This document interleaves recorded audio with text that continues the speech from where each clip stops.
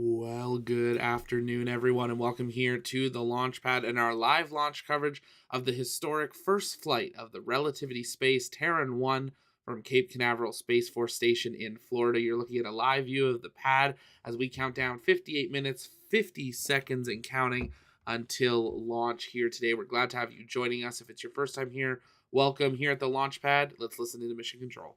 From Cape Canaveral Space Force Station in Florida, where we await the maiden flight of Terran 1, the world's first 3D printed rocket. Today's flight is named Good Luck, Have Fun, or GLHF for short. This is Relativity's first ever launch. We'll be bringing you live coverage from Launch Complex 16, our launch pad at Cape Canaveral, as we prepare for historic liftoff. I am Rachelle Aniceto, the Chief of Staff for the Vehicle Architecture and Technology team at Relativity Space. I support our Chief Architect in the design, development, and product management of our medium to heavy lift reusable launch vehicle, Terran. And I'm Arwa Tazani Kelly, Technical Program Manager for Test and Launch at Relativity Space. I'm responsible for supporting the teams that design, build, and operate our test and launch sites across the country for both our Terran 1 and Terran R vehicles, including for operations on their stages, engines, and propulsion components. Together, we'll be guiding you through our first launch attempt today. Now, the purpose of Good Luck Have Fun is to test Terran 1's capabilities.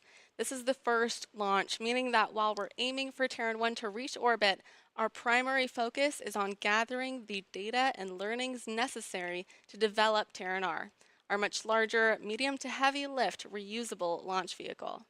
The lessons learned from this mission will also enable us to improve our software-driven approach to manufacturing. Today's launch includes many firsts. Terran 1 is the first 3D printed rocket, which is 85% 3D printed by mass, and is in a race to become the first Methalox propelled rocket to achieve orbit. If orbit is achieved, Relativity will also become the first venture backed space company to have successfully reached orbit on its first flight. And it's worth noting that while Terran 1 will be capable of lifting 1,250 kilograms into low Earth orbit or LEO, today's launch does not have a customer payload.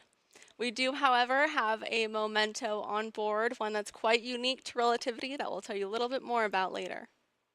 Liftoff is currently scheduled approximately 56 minutes from now. This estimation may change as we work through our countdown. We'll keep you updated along the way.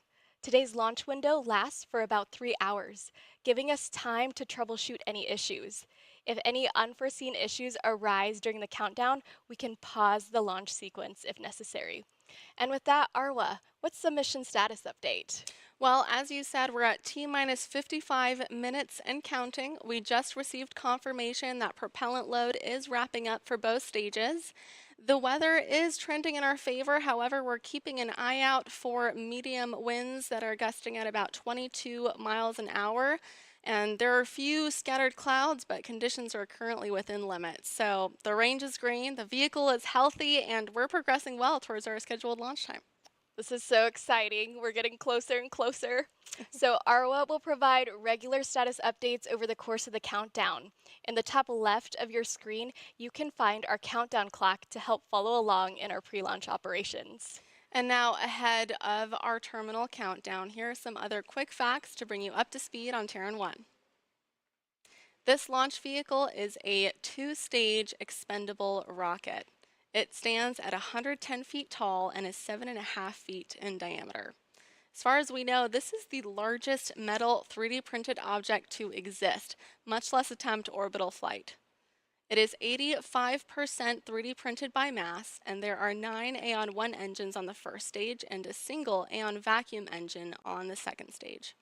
All Aeon engines are, of course, 3D printed.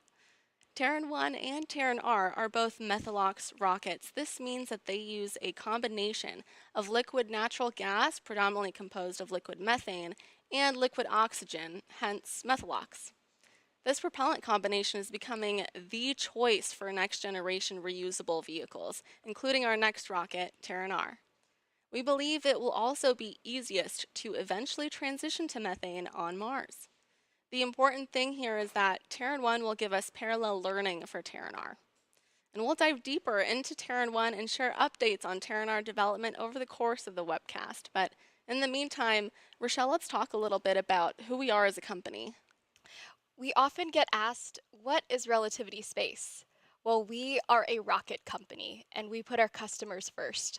We're building rockets designed to offer high performance and reliability while costing less to build and fly.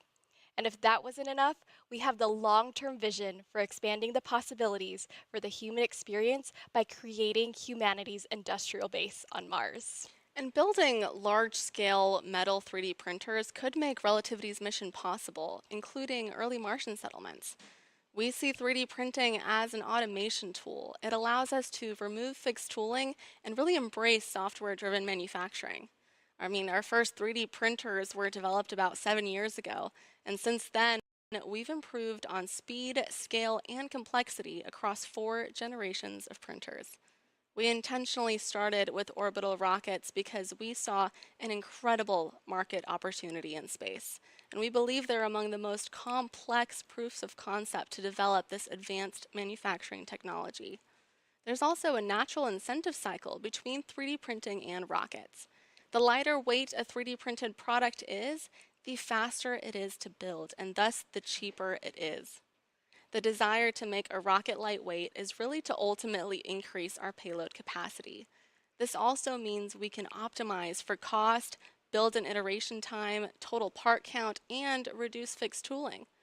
Our Stargate printers were used to manufacture our Terran 1 vehicle, and we're currently expanding into a 1,000,000 square foot facility known as the Wormhole to allow us to continue the manufacturing of Terran R.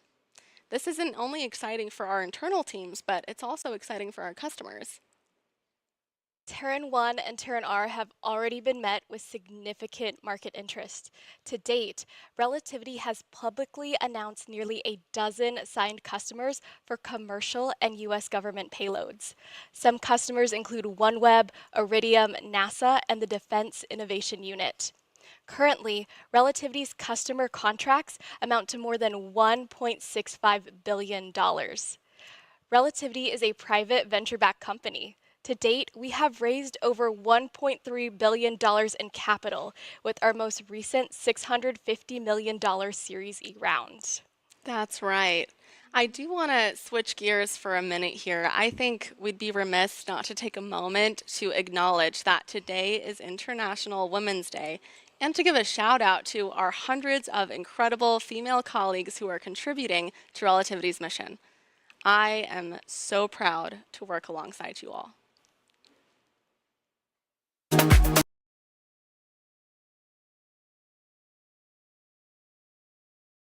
And if you're just joining us, welcome here to the launch pad. We are now T minus 50 minutes, 46 seconds, and counting until the targeted liftoff of the world's largest 3D printed rocket in history, launching from Cape Canaveral Space Force Station in Florida. If it's your first time here, welcome here at the launch pad. It's our mission to inform and inspire the explorers of tomorrow because we believe that space is better together. We're glad to have you joining us here today. This is a new one, so we're learning with you on what their live streams are going to be like, but we're glad to have you joining us here live today. There's a live look at the Terran 1 rocket sitting out at the pad, propellant loading, we're getting ready to wrap up. We've got a 3-hour launch window here today.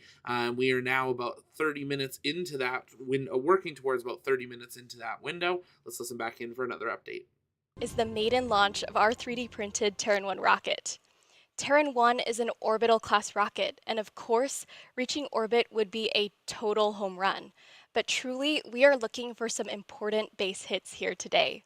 Notably, a key objective for today's flight is largely about proving our hypothesis that 3D printing is a viable way to manufacture a rocket, and that it can successfully withstand the pressures of flight. Through robust ground testing, we're confident that we have a real shot at proving just that.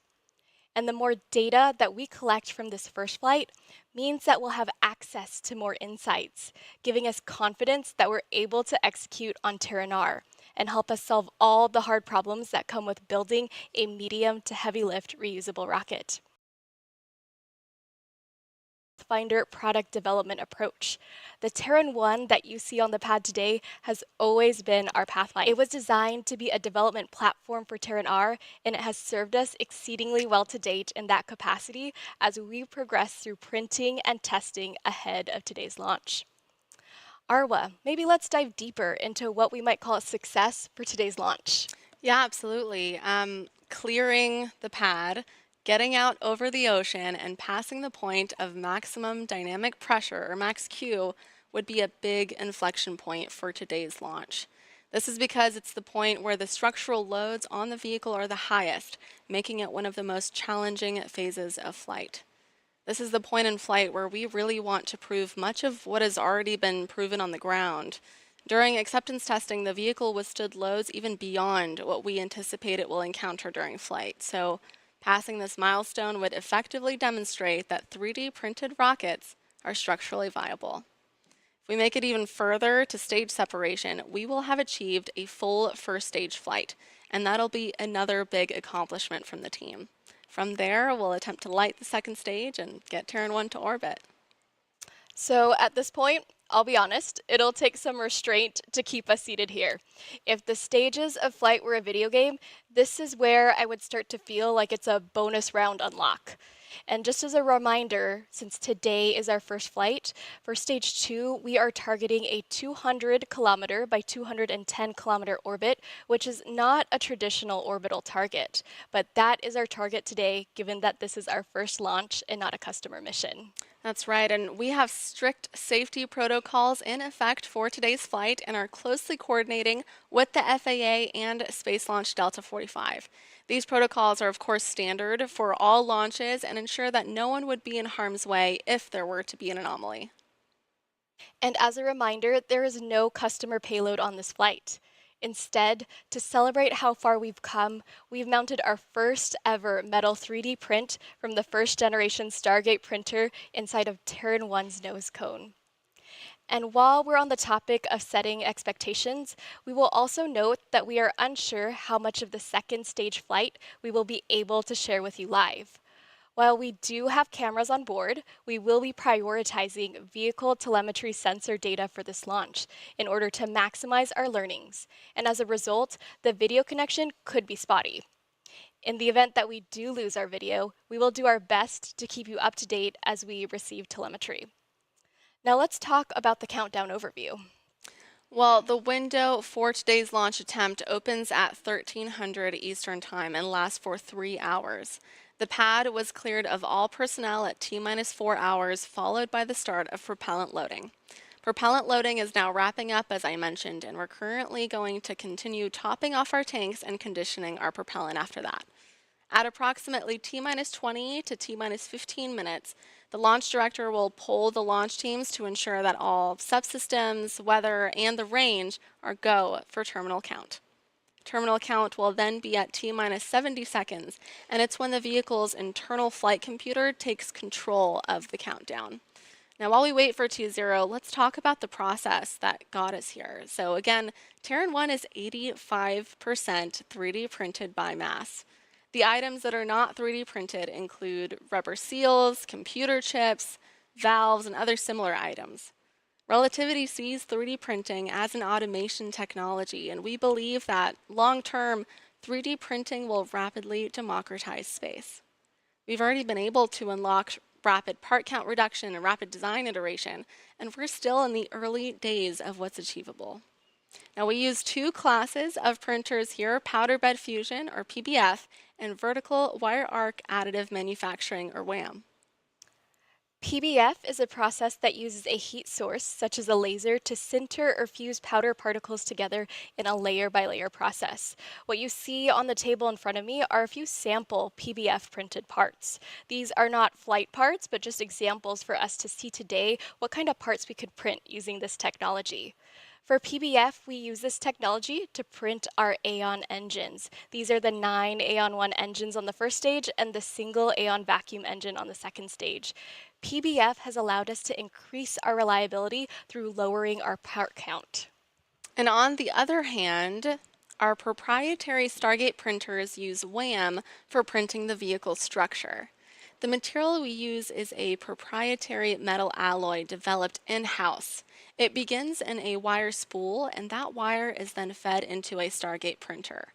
It's then heated and cooled rapidly to form small beads that, in succession, create the vehicle structure layer by layer. That includes the Stage 1 and Stage 2 tanks that hold the propellant, their internal ribs, the common domes, and the nose cone. This is essentially what makes up the bulk of the visible part of the vehicle on the pad, except now it's painted white instead of the native silver that you see here. Now, I do want to mention that our Terran 1 was vertically printed using our 3rd generation printer, but our 4th generation printer will move horizontally to increase print sizes for our next vehicle, Terran R. But of course, the star of today's show is still Terran 1. That's right. Let's do a deeper dive into Terran 1 and walk through the architecture shown on the screen. Terran 1, as mentioned before, is 110 feet tall and 7.5 feet in diameter. Starting from the left-hand side of the diagram and at the bottom of the vehicle are 9 Aeon 1 engines. As mentioned before, these are printed using powder bed fusion technology. Each Aeon 1 engine has a thrust capability of about 23,000 pounds at sea level. In total, this gives us a max total liftoff thrust of more than 200,000 pounds.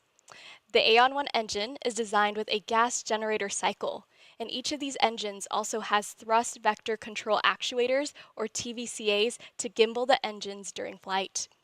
We have completed more than 2,000 engine hot fires and 10,000 seconds of runtime across 191 Aeon 1 hot fire tests. The Aeon 1 engines are attached to the vehicle through the thrust structure. This is what takes the load from the thrust coming from the engines. And above the thrust structure is the stage WAM printed tanks that Arwa just spoke about. These hold the liquid oxygen propellant on the top tank and the liquid natural gas on the bottom tank. The tanks are actually pressurized using an autogenous pressurization system during flight. We run propellant through heat exchangers mounted on the engines, which convert liquid propellant into a gaseous state, and this is piped back into the top of the tanks to maintain the required tank pressures. Above stage 1 is the WAM printed interstage, which holds the stage separation mechanisms.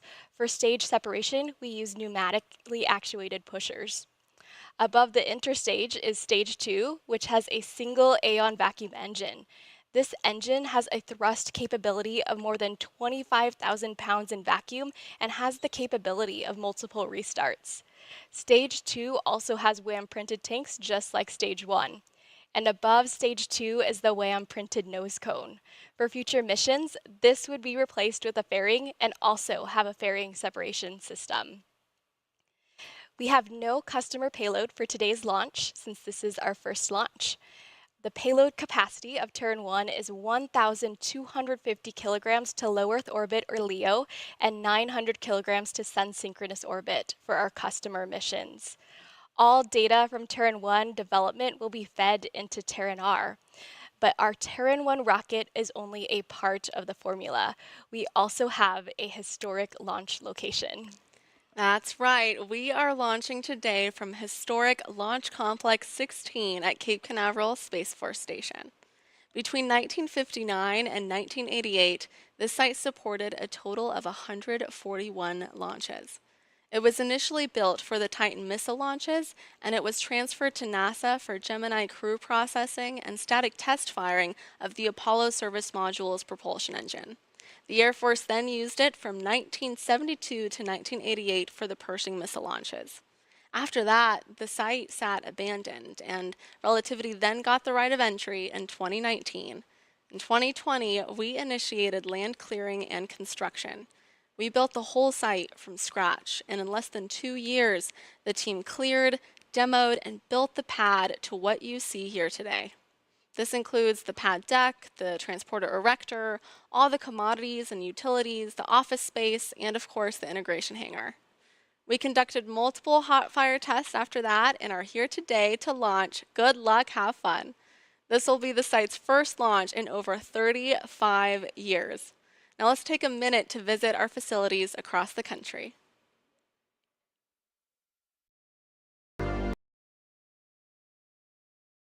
And if you're just joining us, welcome here to the launch pad. We are now T minus 39 minutes, 12 seconds, and counting until launch of the world's largest 3D printed rocket. We're glad to have you joining us here today. If it's your first time, take a moment, make sure you engage that subscribe button so you never miss another live launch coverage, docking, undocking, or return to Earth right here on the launch pad, because we believe that space is better together. This is the first time we've had a Relativity Space live broadcast. We've connected with their team. There was no press access today, so we're going with the flow and learning what their broadcasts will be like, because they're going to be here for a while. We're excited to see Terran 1 finally get off the pad at Cape Canaveral Space Force Station in Florida. If you guys have questions, you can keep sending those in the chat by tagging us at the launch pad. We're going to work on answering those throughout today's stream as we go through today's countdown. So make sure you're tagging us at the launch pad. We've also got a poll in the chat. How do you think today's flight will go? Do you think we're going to see a total success, a RUD during the first or second stage, or do you think we might see a scrub today? We had an update from Relativity Space just a few minutes ago. The range is green, the vehicle is healthy, and they are progressing well towards a launch attempt here in just under 38 minutes from now. We are keeping a close eye on the weather. The winds continue to be right on that kind of perimeter of what they are able to launch in, so they are going to be keeping a close eye on that, more looking towards the wind gusts rather than the sustained winds.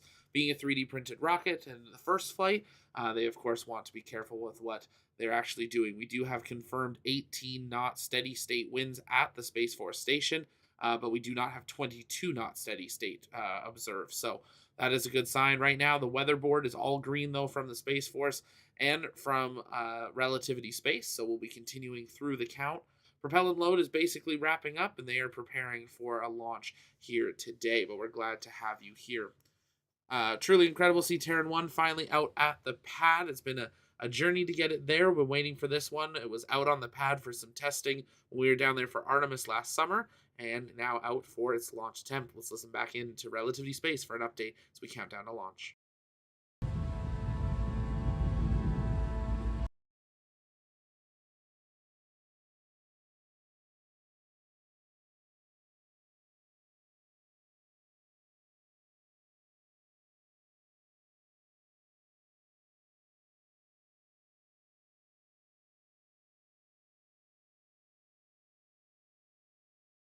It looks like they're going to just show us some pad views for now. So you can see there a live view of the pad, propellant load underway. You can see those steady winds in the palm trees.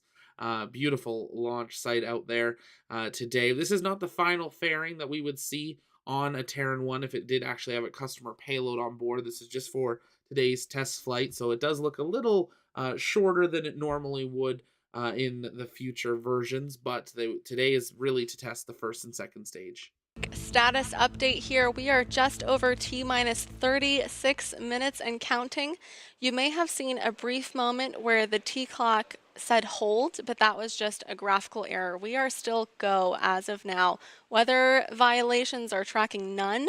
The medium gust winds at 22 miles an hour are still within range. The clouds are still within the limits. The range is green, and everything is go for a scheduled launch time. Now, while we wait, let me take a minute to explain a little about what you're seeing on the pad. The rocket rolls out of the hangar horizontally and is then lifted vertically by the transporter erector. That is the black truss structure you see behind the rocket. The 4 large towers surrounding the pad make up our lightning protection system. They protect the vehicle from any direct lightning strikes. Inside of those, we have 4 small black posts around the pad called rainbirds. They're used for acoustic mitigation for the rocket and do so by covering the pad with water to dampen the reflected acoustics. The small flame that you see there at the bottom right of your screen is the flare stack. It burns off flammable gases from propellant loading, venting operations, and priming of the engine igniters. It's a little harder to see, but the small slide-looking structure beneath the vehicle, there it is our water-cooled flame diverter. It's used to mitigate the heat from lighting the engines, and it directs the exhaust plumes away from the vehicle. You'll also be able to see what looks to be 3 different levels under the rocket. The largest and lowest level is the pad deck, and directly above it is the launch table. This is where the launch mount pins to the pad and creates that flame duct. The launch mount on top of it is one component of the transporter erector. It transfers loads into the pad deck during hot fire tests and, of course, at engine ramp up at launch. It also contains the release system, or hold downs, and the quick disconnect or QD carriages that provide propellant and other commodities to the vehicle when it's on the ground. Now, I do just want to take a moment to thank and give a shout out to the ground crews out here for all of their hard work.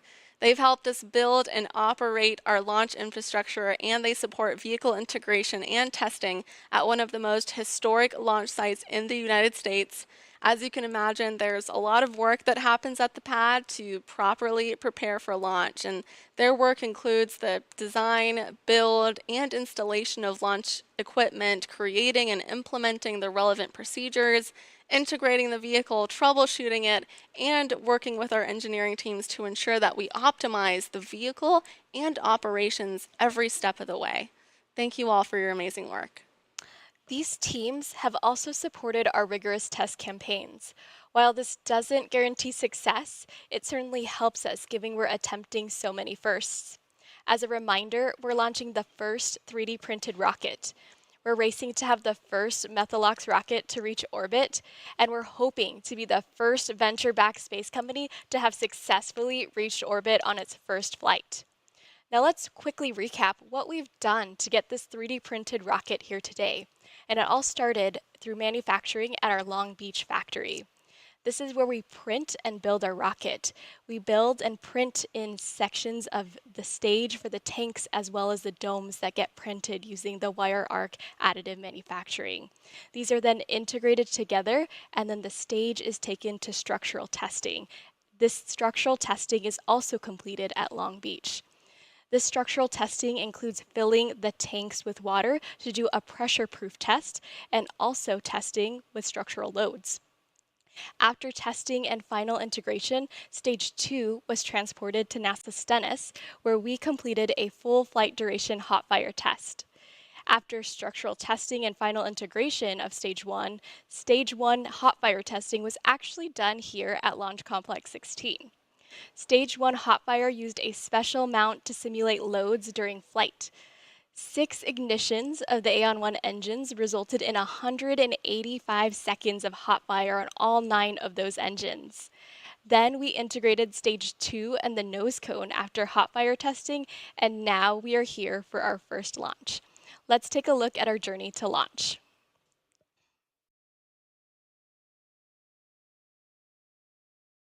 And if you're just joining us, welcome here to the launch pad. We're at T minus 31 minutes, 7 seconds, and counting until the launch of the world's largest 3D printed rocket, going for a number of world firsts here today. And hopefully, we will see a successful launch. We asked you guys in the chat, how do you think today's launch will go?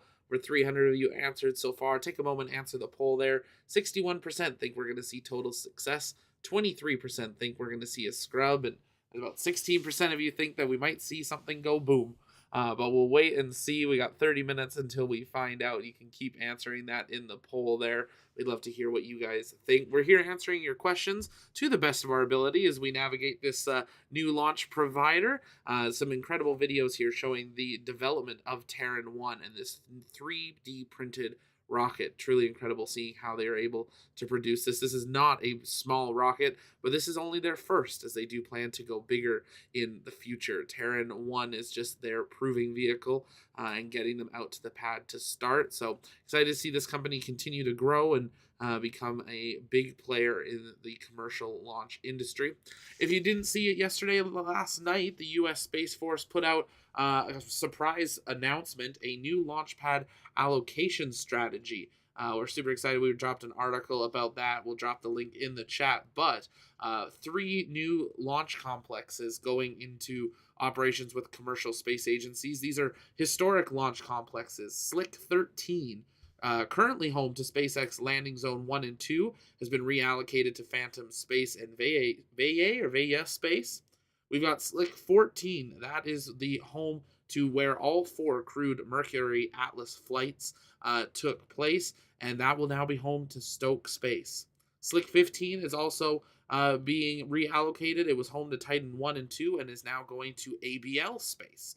So we are seeing this is just the first round of this new allocation strategy from the U.S. Space Force. We'll drop the link in the chat there, so definitely take a moment, check out that article. We dive into a little more detail of what we know. The U.S. Space Force confirming that future rounds will occur for medium, heavy, and even super heavy launch vehicles as they are required as they continue to work to maximize the abilities of using the Eastern Range for launch capabilities and using all the launch complexes that are still sitting there. And Relativity Space is just one of many commercial launchers that we will see launching from the Space Coast. So it'll be exciting to see more and more vehicles heading out to their pads over the next number of years. As they said earlier in today's stream, it took them about 2 years to get their pad ready. So we'll see lots of development over the next few years out on the Space Coast. You're just joining us. We're now T minus 28 minutes, 13 seconds, and counting until launch of Good Luck, Have Fun, the first Terran 1 launch from Slick 16 at Cape Canaveral Space Force Station. So, right next to those pads we were just talking about that got reallocated. Peter Parker is asking, if successful, how will this impact the space launch industry? They will be the first privately funded commercial launcher to successfully reach orbit on their first flight. Now, they're targeting a unique orbit because they have no payload today, but they will be the first to do that. They will be the first and largest 3D printed rocket, the first fully 3D printed commercial launcher to reach orbit as well.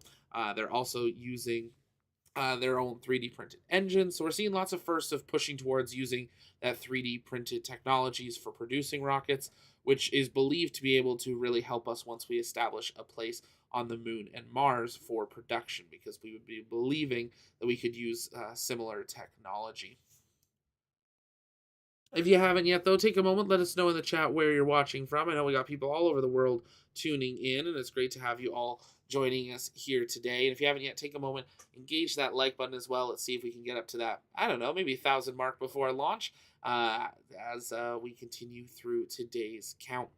We are listening in and out of Relativity Space as they go through their status updates today. They do have some music in some of these videos, so we have to be careful on that. We have connected with Relativity Space and hope that we'll be able to have some of our rocket chasers on site for future launch attempts. No media was invited to today's launch, so that's why we don't have our own TLP camera out at the pad here today, but we do have some of our rocket chasers in the area that'll be keeping an eye and hopefully getting some sights of Terran 1 streaking through the sky this afternoon. Lots of people tuning in here. We got Colton in Kansas, Peter's in Toronto, Brian's in Trenton, Texas. Great having you. We got Terry in Colorado. Lots of Texas in the house. Ginger, good to see you as always from Lakewood, Washington. I know we've got Glasgow on the call. We've got Jacksonville, Florida. We got Indiana. Lots of Texas tuning in today. Great to have you all here. Kevin's in Central UK. Great to have you all here with us this afternoon as we count down now in just under 26 minutes and counting. We are keeping an eye on the weather. Winds continuing, steady state winds observed at 18 knots at the Cape. But right now, Relativity is saying they are still green. Let's listen back in. 5 minutes, we're going to stand by for a situational briefing from the launch director, Clay Walker, in Mission Control. Let's listen in.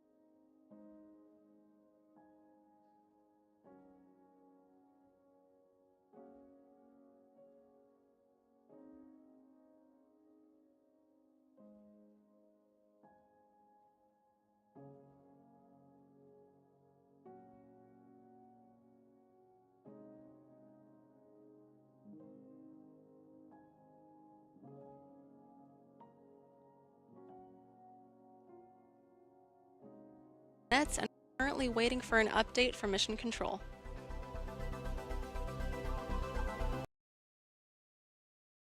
And if you're just joining us, welcome here to the launch pad. We are now T minus 23 minutes and counting until launch of Terran 1 from Slick 16 at Cape Canaveral Space Force Station in Florida. We're awaiting an update here from their launch team. They've got some nice old music playing while we wait for the mission control nets to hear the update on how today's count is progressing. This is expected between the 20 and 25-minute mark.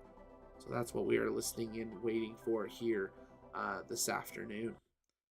You can keep sending in your comments and questions in the chat by tagging us at the launch pad, and we'll work on answering those.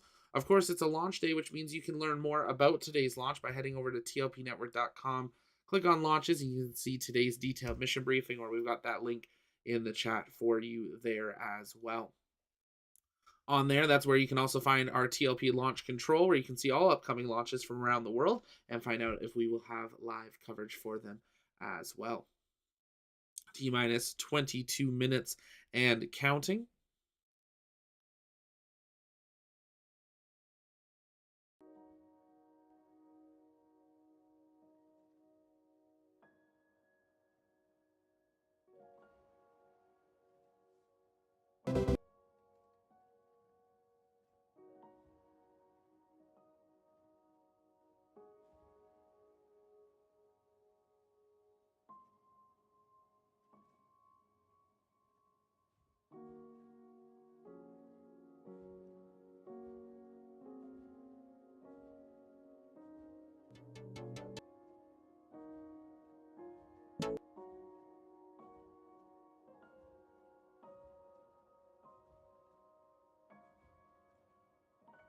Update here on Mission Control. We did just get an updated tea time from the range of 1400 Eastern.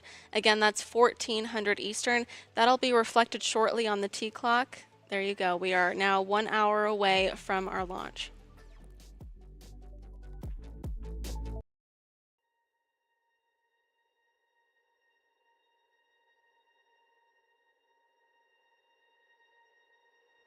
And if you're just joining us, welcome here to the launch pad. You're looking at a live view of Slick 16 at Cape Canaveral Space Force Station in Florida. We were resuming through the count. We were coming down to T minus 20 minutes, and they have now reset the clocks back to T minus 1 hour. And we are currently holding, I believe, at T minus 59 minutes, 10 seconds. We're working to link our clocks in with theirs, so they are holding at that point in the clock. Let's listen back in. We're going to stand by to hear more from Mission Control, but as of now, we are launching at 1400 Eastern.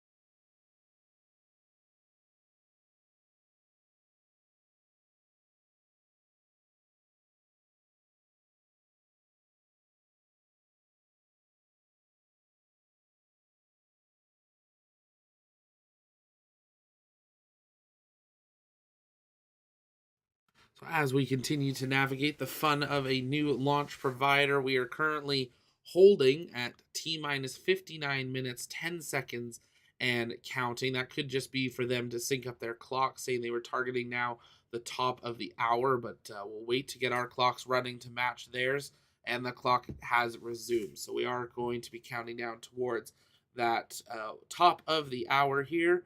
We'll match our clocks up in just a moment. There we go. We are saying T minus 58 minutes, 53 seconds, and counting until launch of Terran 1. Having set the clocks back to that T minus 1 hour mark. No update on why they did this. Winds we've been keeping a close eye on in the region, and we can pull that back up here on the screen for you guys on the split screen. One moment. There you can see the current launch commit criteria is all green on the Space Force side. No data there from the users, but T minus 58 minutes and 18 seconds. So they just gave an update there. You can see there, no weather really in the area, no rain, light clouds over the space coast. And it's mainly those winds that they are keeping an eye on. We've had sustained 18-knot winds throughout the afternoon over the space coast, but not the sustained 22. But they are right on that line of what they would want to actually be able to launch in, especially being their first flight. Billy Bobble asking what's their wind threshold. I don't believe we currently have an exact win threshold from them. I'll work to see if we do have a confirmation of that. Right now, though, for the winds, we are seeing winds at 18 miles per hour. But as you can see right there, everything is still green for all the cloud base, the lightning rules, and everything. But it is the wind that they seem to be keeping their closest eye on as we now target a new T0 of 57 minutes, 15 seconds from now. Again, you guys can keep sending in your questions in the chat by tagging us at the Launchpad, and we'll work on answering those to the best of our ability as we go through this new stream. John's asking trajectory for today. I believe it was going to the south, but let me double check on that one for you. Being a new launch provider, they haven't provided a whole lot of data for their launch vehicle here today. So we are working to get some of that information from you for in the future as well. Some great pad views there as they continue now to cycle the clock. T minus 56 minutes, 35 seconds, and counting until launch.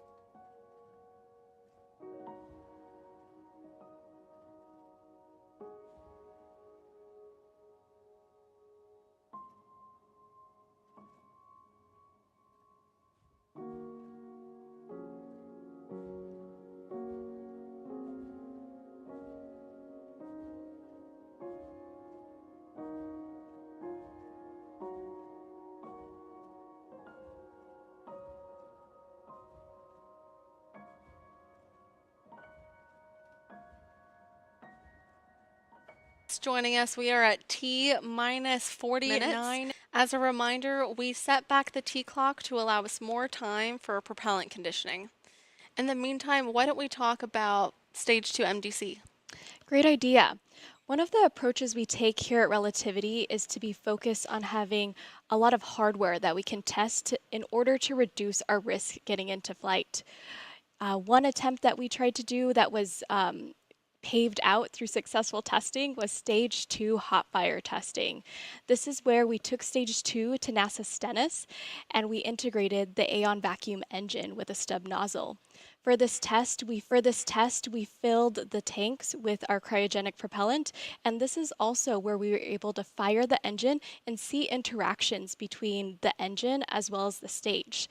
What's really important about this type of testing is that it allows us to reduce risk. It allows us to test our propellant estimation algorithms. It also allows us to test how we pressurize our tanks. We got so much learnings from these tests, and why don't we take a look at that journey to stage 2 hot fire testing?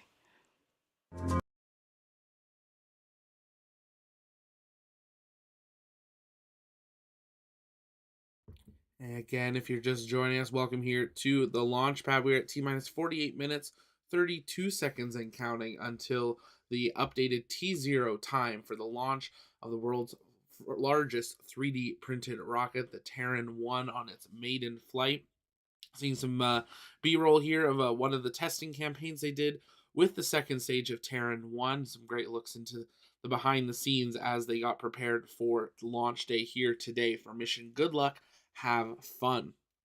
We're keeping an eye on the winds. Winds continue to be the main factor, it seems to be for them. Winds continue to be 18 miles per hour with confirmed 18 knot steady winds at Cape Canaveral Space Force Station. So we are keeping an eye on that as well. Winds set to calm down later tonight, but we've got a 3-hour launch window. That window running from 1 until 4 p.m. Eastern Time. We are now currently at 1:12 p.m. Eastern Time. So we're into today's launch window, but we still got some time for it here today. If you guys have questions, you can send those in the chat by tagging us at the Launchpad, and we'll work on answering those. Also, want to invite you to take a moment, check out our shop. It is launch day, which means you can get 10% off of everything on the shop by using promo code LaunchDay. And consider joining us over on our Discord. It's free to join. That's where you can join our awesome space community because we really do believe that space is better together. If you happen to be a TLP member because you enjoy what we do and want to help support us financially, you do get access to some of the behind the scenes, early video access, and some other perks, as well as extra discounts for merch as well. So definitely consider becoming a TLP member if you can today, and if you'd like to help support what we do. We've been getting updates from one of our rocket chasers down on site for it. Seems like a lot of people turning out for today's first flight down there, and all eagerly awaiting now T minus 46 minutes, 37 seconds, and counting until launch. We're going to keep coming back with updates throughout today's count and listening in to Relativity Space's updates as well. So stay with us right here on the launch pad as we continue to count down towards the launch of Good Luck, Have Fun, the maiden flight of Terran 1.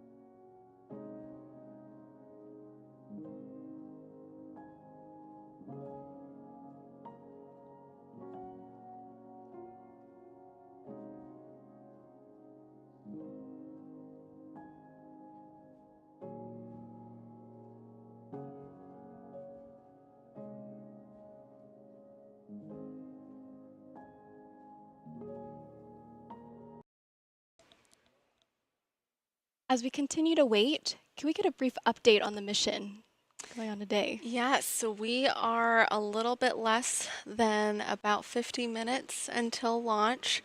We are still not holding, sorry, we took it back to be able to condition our propellant, so we're still doing that at the moment. But the range is green and the weather is looking great. We are still moving forward, team. As we continue to wait, we just saw a video about stage two mission duty cycle testing. We reached that full mission duty cycle duration for stage two. Um, Similar to stage two, for stage one, we also completed stage hot fire testing. However, that was here at Launch Complex 16 instead of at NASA Stennis. We actually utilized our launch pad and adapted it to also have the capability to do stage one hot fire testing. Let's take a look at this video.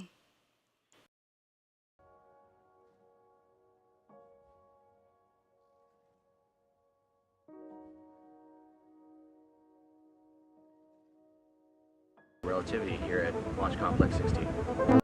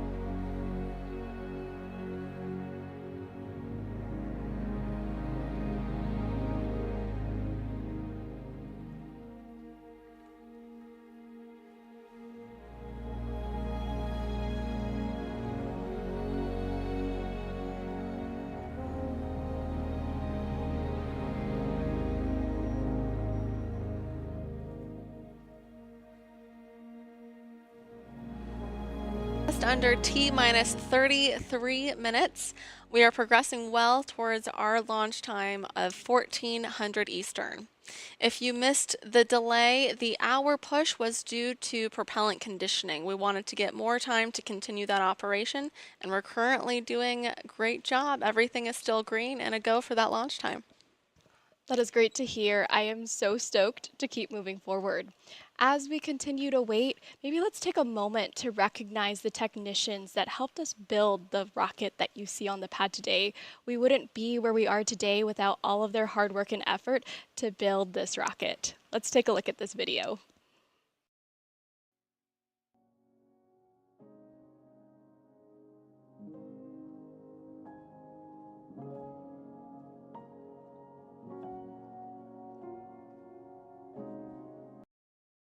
And if you're just joining us, welcome here to the launch pad. We are T minus 31 minutes, 50 seconds and counting until the world's largest 3D printed rocket launches from Slick 16 at Cape Canaveral Space Force Station in Florida. We're continuing to monitor the wind conditions out at the Cape. That is the main parameter we're watching for right now. But right now, that board continuing to be all green from the space launch team as well as from the Terran Relativity space team. They're continuing through propellant load as well. That's what caused that 1 hour delay. We just had that update there. But the vehicle is still looking good as they continue through the countdown here today. If it was your first time here, though, welcome here to the launch pad here at TLP. It's our mission to inform and inspire the explorers of tomorrow because we believe that space is better together, and we're glad to have you joining us here live today. If you haven't yet, take a moment, engage that subscribe button so you never miss another live launch coverage, docking, undocking, or return to Earth. And subscribe to our Launchpad News channel. That's where our space news updates, our new weekly space show, as well as our exclusive one-on-one interviews are coming. And we've got a bunch of those in the work, including a world's first factory tour that we can't wait to show you. So make sure you're subscribing to both of those channels so you don't miss it. We're going to throw out a crazy goal there. If we can hit 120,000 subscribers today, we're going to do a big giveaway here. So make sure you subscribe to that. Subscribe so you have a chance to be entered into that giveaway as we continue to count down now just over 30 minutes and counting until launch. It is, of course, launch day, which means you can also head on over to the shop, use promo code launch day, get 10% off of everything in the shop. Global shipping is available, and we bring everything from sizes extra small to 6XL to make sure that everyone can have some launch gear. We're rolling out new stuff every few weeks, so make sure you keep an eye on the shop. We're also going to have some unique items for the Starship orbital launch attempt, so make sure you're keeping an eye out for when those drop as well, because they will be limited edition. But now under T-minus 30 minutes and counting until launch of Terran 1 from Slick 16 at Cape Canaveral Space Force Station in Florida. You can keep sending in your questions in the chat by tagging us at the launch pad, and we're going to work on answering those to the best of our abilities in the chat. This is the first time we've had a Relativity Space launch stream, so we're learning more and more on how they do their streams. They're playing through some videos, obviously, with the delay, giving some behind-the-scenes look into how everything has been built. You can check those all out, of course, on Relativity's website. T-minus 29 minutes, 10 seconds, and counting. Terran 1 is now well into propellant load. You can see that rocket venting as it sits awaiting its first historic launch to orbit and its first launch from Slick 16. Marcin, I hope I'm saying that right, probably saying it wrong. Did you hear about the second stage fault on the recent Japan launch? Yeah, we've been following along with that. We were live for the launch of H3. Unfortunately, that launch did end in failure, and we'll have to wait for it to have another launch here today. We are hoping that Terran 1 will be the first privately funded rocket to make it to orbit on the first launch attempt, so we're hoping to see that possible. Saw some questions about how can they 3D print a rocket. It 3D prints metal, so you can actually even get commercial 3D printers that print metal for your home. They're still pretty pricey, but earlier in the stream they showed some videos of their 3D printers, and it's truly incredible how they build each of these segments and bring them together and stack it. Now, some of you that have watched some of the development of Relativity are like, that's a really weird looking nose cone. That is not the final nose cone for the Terran 1. That is just what they needed for today's flight. There is no customer payload on board. There's no real payload on board, but they have made a custom kind of weight that they've put on there with their logo on it to help have some extra weight on the top of the rocket to actually be able to prove they can put something into space. Astro Cozy, great to see you. Thanks for being here. Lots of people, regulars in the chat. It's great to see all of you. If you guys like what we do and like to help support what we do, take a moment, hit that like button. It's free to do and really does help us out. I know it's the YouTubey thing to hear all the time, but we really do appreciate your guys' support in that. We are now T minus 27 minutes, 15 seconds, and counting. Stay with us right here on the launch pad as we continue our countdown until the historic launch of Terran 1 from Slick 16 at Cape Canaveral Space Force Station on Good Luck, Have Fun. Stay with us.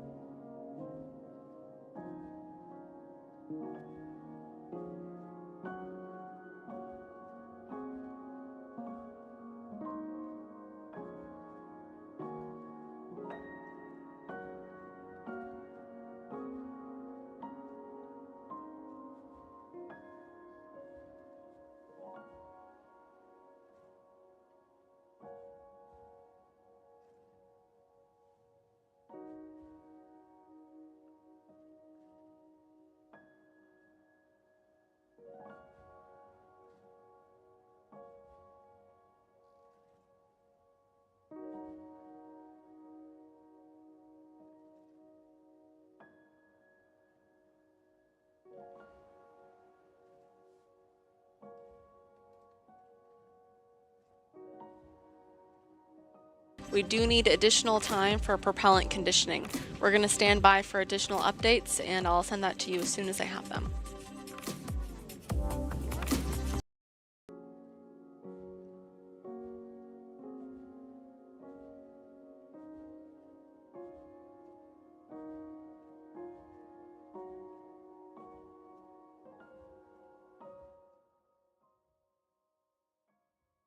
And if you're just joining us, you're looking at a live view of Slick 16 at Cape Canaveral Space Force Station in Florida, where we have entered at T minus 24 minutes another hold.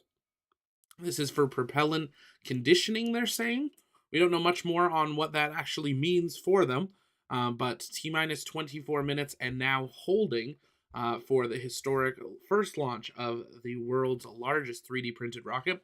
Norman, thank you so much for that super chat. Really do appreciate it. You should include a YouTube thanks button also. Ooh, that's an interesting idea. I know they have that on uploaded videos, but cool idea. But thank you so much for the support. I appreciate it. We're going to be staying live throughout today's attempt. We do have a 3-hour launch window from 1 until 4 p.m. Eastern Time. So we are now 37 minutes into that window, meaning if we were to resume the count right now, we still have 2 hours left. So still lots of time for them to have an attempt here today, but sounds like they're working on propellant conditioning, whatever that means to their team. We'll see if we can get some more information on that as well. But if you are watching us, we want to see how you're watching us. You can send us a picture over on Twitter, tag us at the Launchpad. Make sure you're sharing that. We want to see how you watch the Launchpad for today's flight. You can send that to us on our socials. Make sure you're following us over on Twitter at TLPN_official. That's where we live tweet our live stream announcements as well as space news updates, so you can make sure you never miss anything in space. And consider joining us over on our Discord. That is where our TLP community hangs out. We do watch parties for launches and other events, so you can join us over in there. We got both text and comm channels, and love to have you in there. And thanks to all of our members. You guys help us do what we do, bringing the best possible coverage of everything space from around the world. And as so, you guys get behind the scenes access in our Discord, and there is a lot of stuff in the works that you guys are going to start seeing. So if you're interested in going behind the scenes here at TLP Network, consider hitting that join button or heading on over to patreon.com/the launchpad. All of that goes directly back into us getting us the best possible equipment to cover everything. And oh boy, is there so many launches this year that we are going to be covering that are first. We've got Starship, we've got Terran 1 today, we've got the crewed flight test of Starliner, we've got Falcon Heavy's back, we've got the second last Delta IV Heavy, we've got Vulcan, we've got maybe New Glenn, sounds like it might slip to next year. So many things happening around the world, and that's only in the US ones. There's stuff happening all around the world. So as we continue to grow, we're excited to do so, and that's only thanks to your guys' support. I see questions coming in the chat. We're working on answering those to the best of our ability. Elvin is asking, is that 3D printed rocket going to melt in space? Space is actually quite cold in many ways. So no, it should be fine for it. It's been developed for being able to go into space, but that's going to be the big test here today. Can you launch a 3D printed metal rocket and it survive the max Q? Can it survive the power of a launch? That is what we're going to find out. Yeah, it's not just a normal PLA like we could print at home with our 3D models. It is a metal. You can start to see 3D printers for metal now coming into the commercial market for people at home as well. They are still quite expensive. But looking at this view, actually, you can see the stairs on the far right side of the pad by that last gray pillar. That gives you a really good idea of scale of this rocket, as well as the caution fencing. That's there to help keep people safe. So you can have an idea of the scale of this rocket. We're not talking something the size of Falcon 9 yet, but it is definitely larger than like an Electron. So we are seeing that this is their first one. This is Terran 1. Terran R is their next generation vehicle that they plan on being able to use some of this technology to go bigger and better. Steven is asking, any idea when SpaceX Starship is going to go flight? I think the half of the world is waiting for that. Absolutely. We've got our teams on standby, ready to go, and we're excited to see when that's going to fly.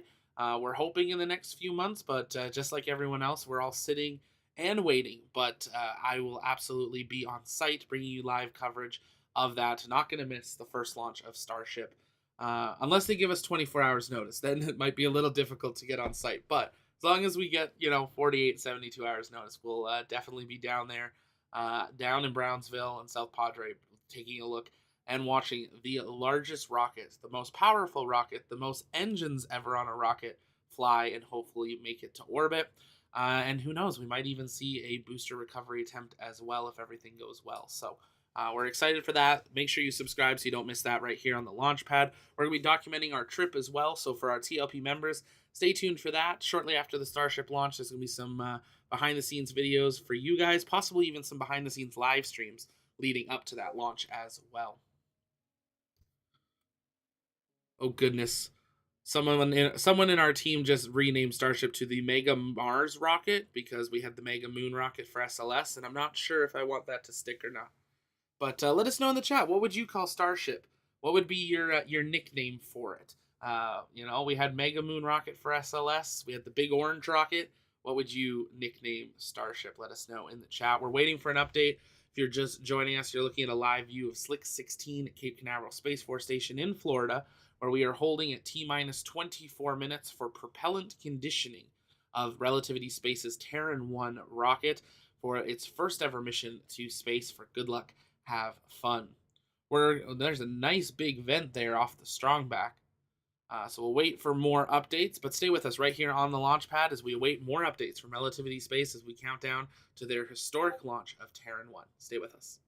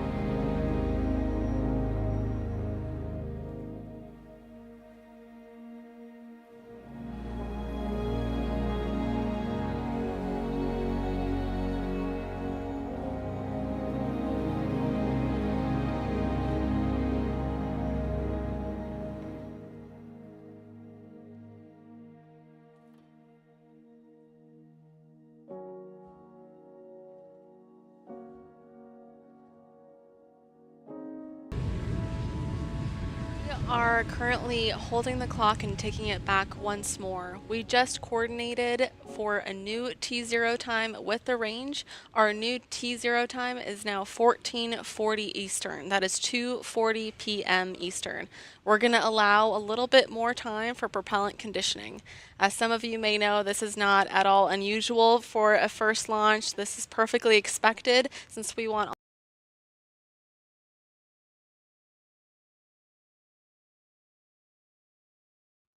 And if you're just joining us, welcome here to the launch pad. We are now holding at 51 all minutes. systems to be as perfect as possible before we do this.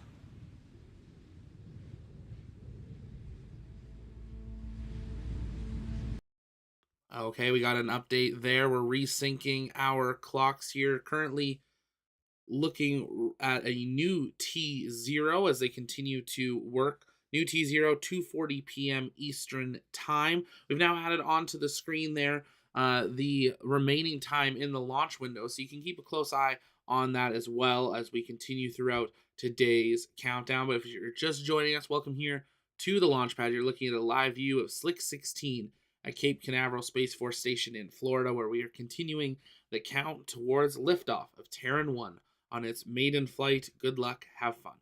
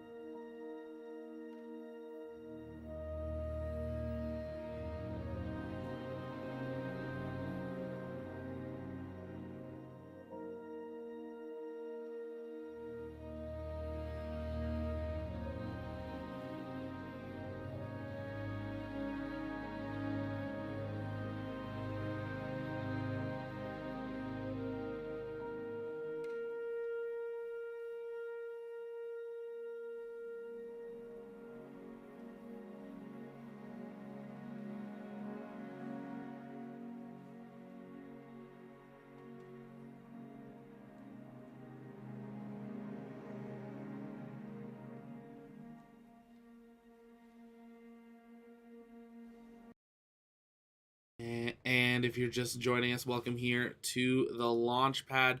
We are now T minus 39 minutes, 25 seconds and counting, and 2 hours left in today's launch window. You're looking at a live view of Slick 16 at Cape Canaveral Space Force Station in Florida, where Relativity Space's Terran 1 rocket is going through propellant conditioning ahead of their first ever flight of the vehicle. We've had that countdown clock pushed back a couple of times here today, but still lots of time left in the window. We'd still have an hour and 20 minutes of holds that they could still perform and then still be able to launch in today's window. Sounds like wind conditions are still green for them to launch, but they are monitoring that with winds being confirmed steady at 18 knots. And we've been keeping a close eye on that, but they are not peaking into their no-go conditions. Winds currently 18 miles per hour. Looking at 79 degrees Fahrenheit today, 26 degrees Celsius out there. A cloudy day. Let's listen in for an update. Now back at T minus 38 minutes. We did set back the clock and coordinated with the range for a new T0 time of 1440 Eastern. That is 2:40 p.m. Eastern. We did add this time to allow us to continue our propellant conditioning. We'll continue to provide you updates as we get them.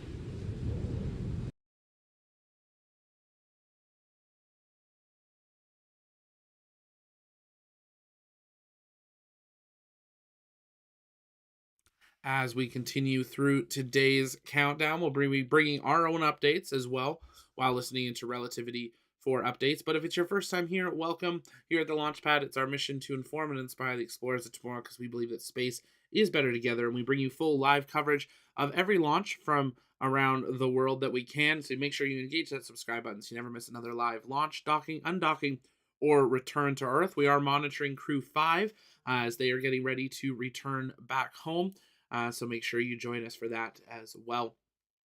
If you haven't yet, though, consider joining us over on our Discord. That's where our community hangs out, sometimes has watch parties for launches. And you can join that by clicking the link in the chat. It's free to join, and we'd love to see you in there. And of course, it's launch day, which means you can get 10% off all of your TLP gear over on the launchpad.store. Global shipping available, and we got everything from size extra small to like 5 and 6XL to make sure that everyone, no matter what, has something that they can wear on launch day. We're going to continue monitoring the situation. L minus 36 minutes, 50 seconds and counting. Stay with us right here on the Launchpad.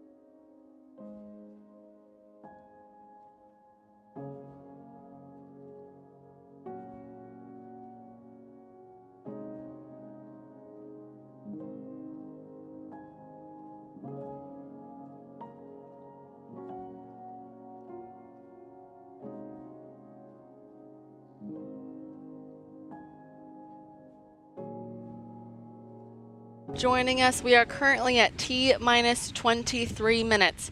If you recall, we did set the T clock back a little bit in order to allow for propellant conditioning. You might also be able to see that the clouds are coming in. Our team is keeping a close eye on the weather right now just because we want the maximum visibility that we can get for this historic first launch. We'll keep you updated along the way.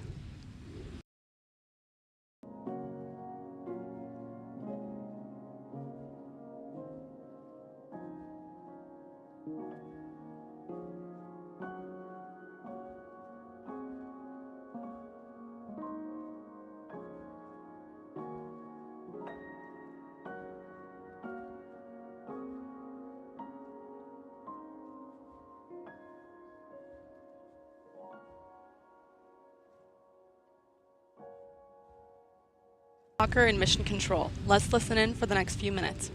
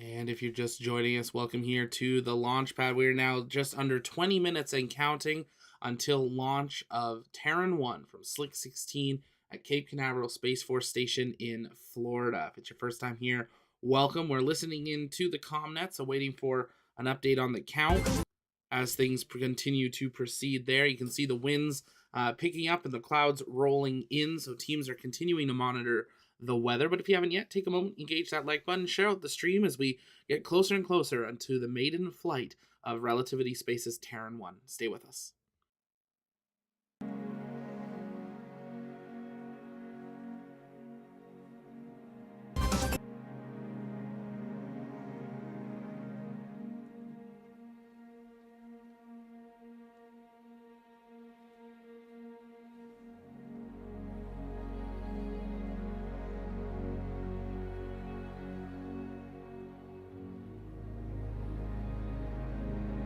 Exactly 3 minutes. While we wait, let's talk about the nose cone that we have today. So we don't have a customer payload on board, but we do have a memento inside of our nose cone. we have included our first ever 3D printed piece from our Stargate printer. And of course, it was a failed print since no one had ever done it before. As you see on your screen, that is our nose cone memento. That piece is 6.5 inches in diameter and weighs about 3 pounds.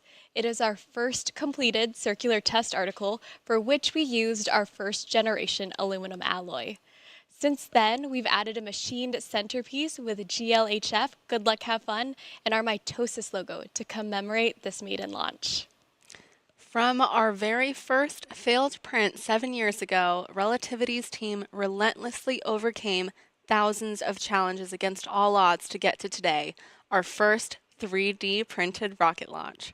Like the first print, Terran 1 is the first step of many towards making humanity a multi-planetary species. As a reminder, our primary objective for today is to gather as much data as possible to help develop our future vehicles, including Terran R, our larger medium to heavy lift reusable launch vehicle. In just a few minutes, the launch director is going to poll the teams for launch, so let's listen in.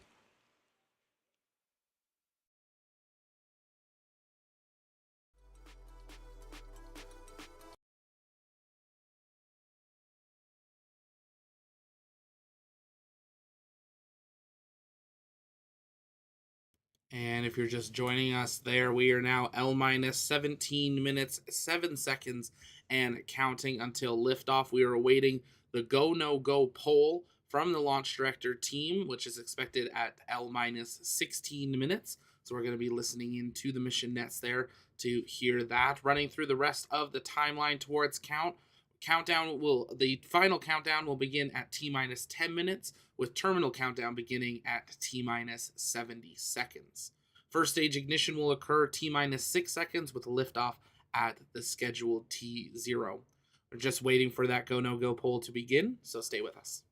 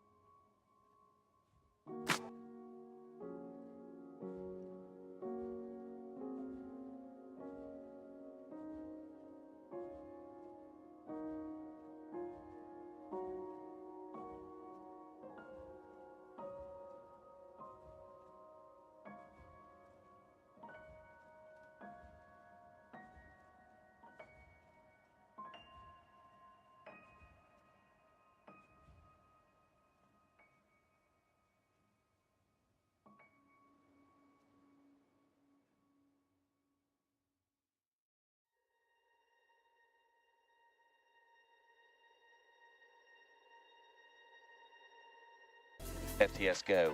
RF. RF go. RF go. GNC. GNC go. GNC go. Flight software. Flight software go.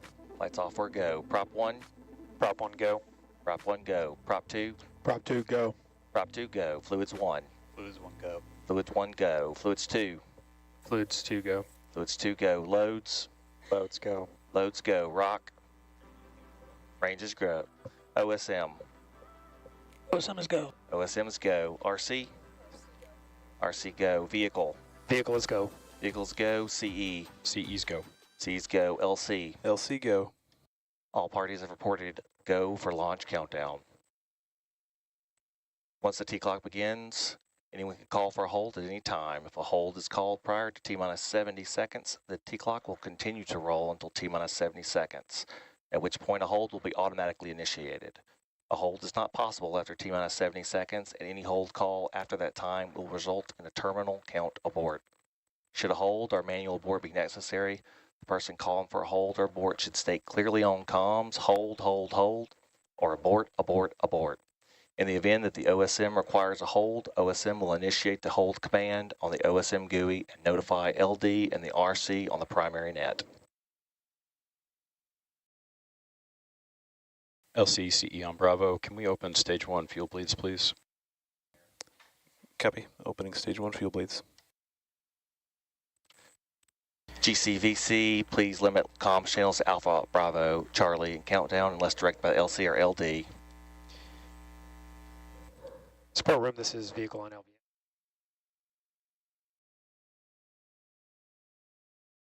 And if you're just joining us, you're looking at a live view inside Relativity Space Mission Control, where they are go for launch. Our launch director complete the go, no-go polling with our mission control team. All systems, as you heard, are currently healthy, so as of now, we're able to proceed with our scheduled launch time in about 12 minutes. Throughout today's live stream, you've been hearing callouts for mission control. Let's take a moment to introduce you to our mission control team. Clay Walker, launch director. John Wiswall, launch conductor. James Harris, chief engineer. Elijah Escobedo and Zoe Dickert on vehicle controls. Brian Batters, ground control. Bill Stack, ground. Joy Mosdell, range control. There are a few notable members of leadership supporting today's launch who are also here at Launch Control. This includes our co-founder and CEO, Tim Ellis, our Chief Operating Officer who leads product execution, Zach Dunn, Vice President of Test and Launch, Don Katterbeck, and Director of Cape Operations, Pat Svatek. These are among many, many others who are making today's launch happen.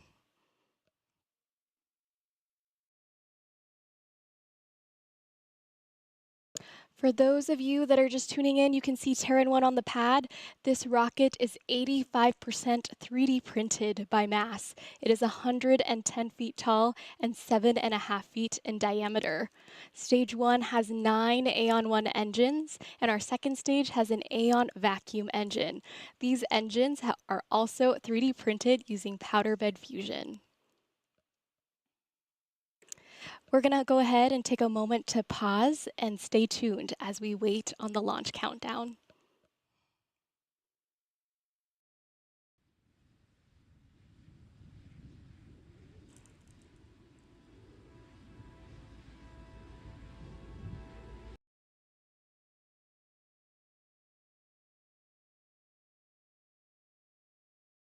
And if you're just joining us, welcome here to the launch pad. We are now L minus 10 minutes, 45 seconds, and counting until liftoff of Relativity Space and their Terran 1 rocket on its maiden flight. Good luck, have fun.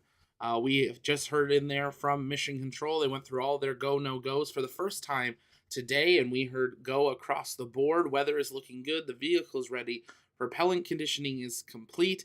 The range is go. The team is go. And Terran 1 is officially go for launch for the first time in Relativity Space's history. The countdown now entering its final 10 minutes of count. They said at this point, if they have any holds, they will have to be called out, similar to we hear with SpaceX, where we want to hear that 3 times. But at this point, we're hoping we don't hear that, as we are now L minus 10 minutes and counting until launch of Terran 1 from Slick 16 at Cape Canaveral Space Force Station in Florida. We're going to be listening into the comms and the nets as much as we can during this final count. But if it's your first time here, welcome. Take a moment, engage that subscribe button so you never miss another live launch coverage, space briefing, space news update, or exclusive one-on-one interview here at TLP Network. It's our mission to inform and inspire the explorers of tomorrow, because we believe that space is better together, and we're glad that you're joining us here today for the maiden flight of Terran 1. Of course, we're wishing all of the team at Relativity Space the absolute best of luck with today's maiden flight, and we're glad you guys are joining us for that.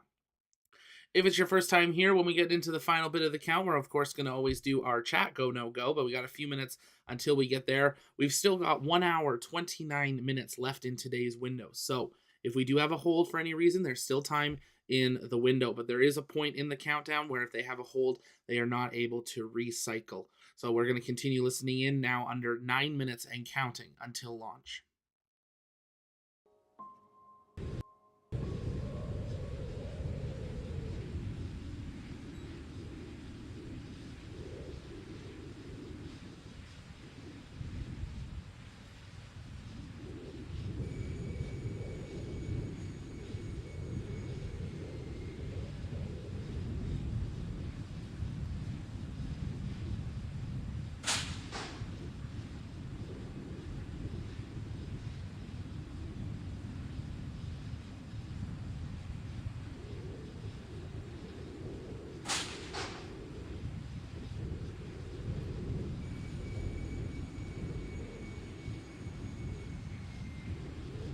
Stage 1 pneumatics have transitioned to helium.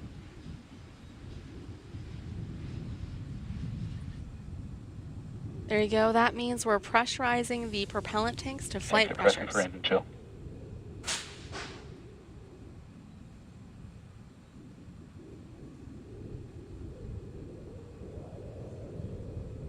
We'll be charging the Stage 2 igniters to flight targets in just about 10 seconds.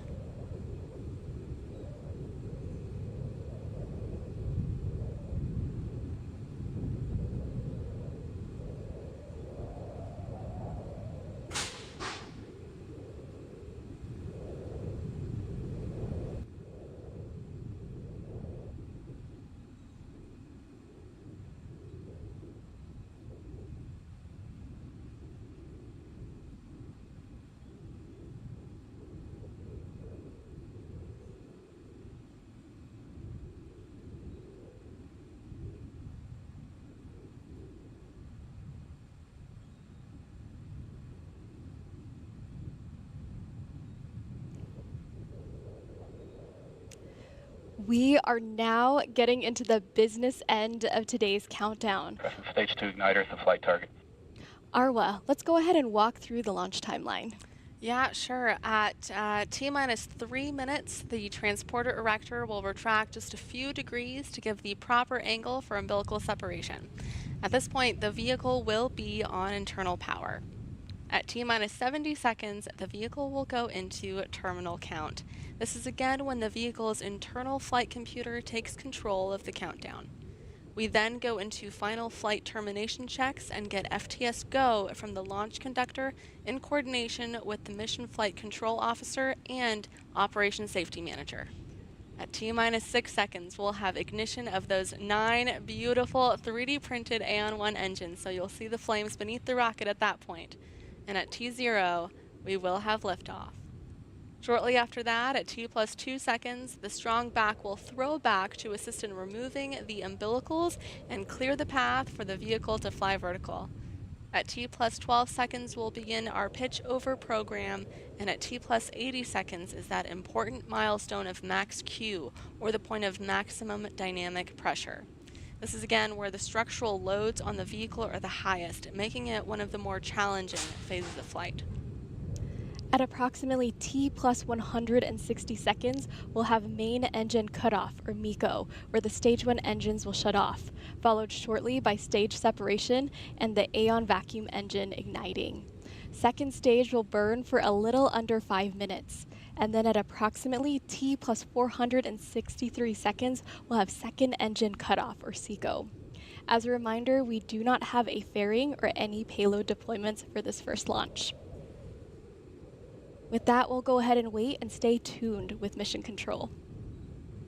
And once again, we are so honored to be hosting this launch with you all today. I'm Arwa Tizani-Kelly, Technical Program Manager for Test and Launch at Relativity Space.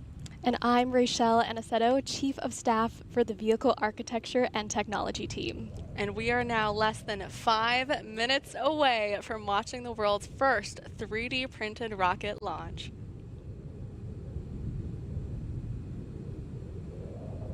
Stage 1 igniters priming in.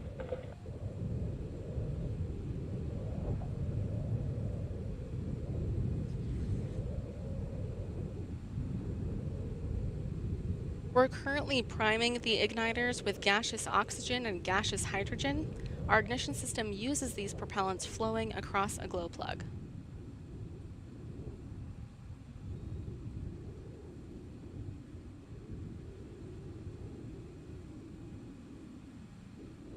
Stage 2 is on internal power. And you just saw the transporter erector cradle disengage. The cradle's disengaged.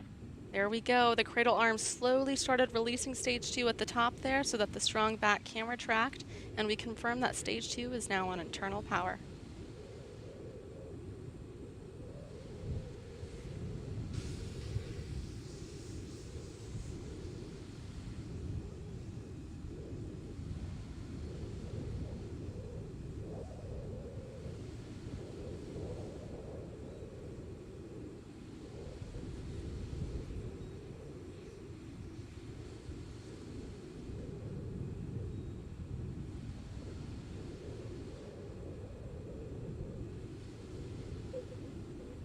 Stage 1 is on internal power.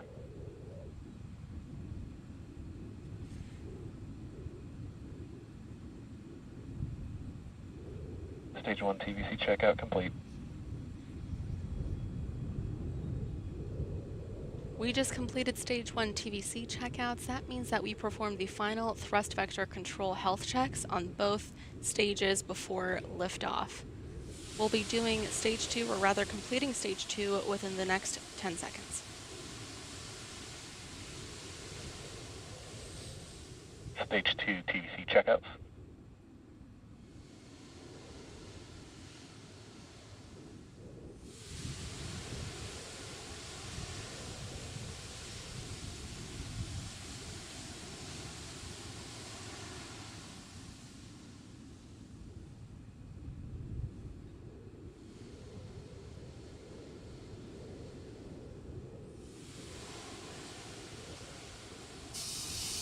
Next up, we'll be retracting the strong back, and then our range coordinator will ask the range for their status one last time.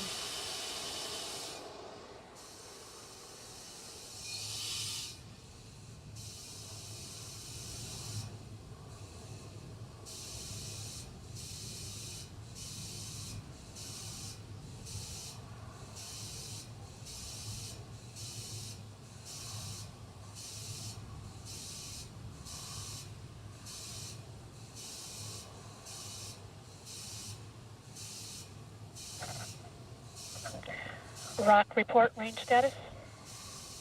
Range green. And that was confirmation that the range is green for launch. We are almost a minute away. Announcement on countdown net. This is the LD. We are holding at T-minus 70 seconds prior to terminal count to address issue. All right, you heard Clay Walker, our launch director there. We are holding at Strong back retracting. 69 seconds to address an issue. We are, however, at the same time retracting our strong back. That black truss structure there is the strong back. It'll retract just a few degrees to prepare for umbilical separation. We'll stand by for further updates from Mission Control, and we'll update you on the hold.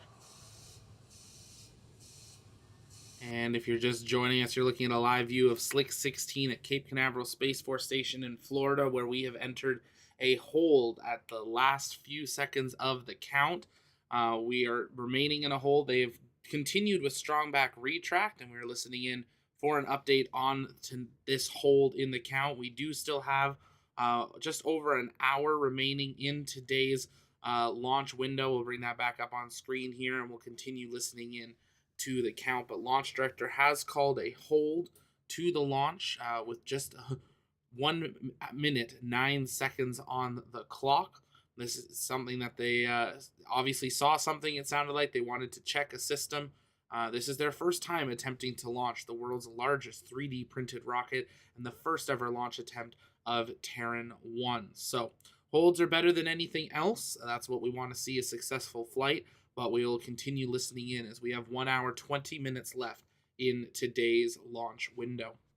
If you haven't yet, take a moment, let us know in the chat where you're watching from, and subscribe so you never miss another live launch coverage, docking, undocking, or return to Earth, all right here on the launch pad, because here at TLP, it's our mission to inform and inspire the explorers of tomorrow, because we believe that space is better together. We're going to continue listening in to the main stream As a reminder of what for our launch updates director on what is happening with team the vehicle. take that option at T-minus 70 seconds and ensure everything is T-minus 70 seconds and ensure everything is nominal before we go into our terminal count sequence.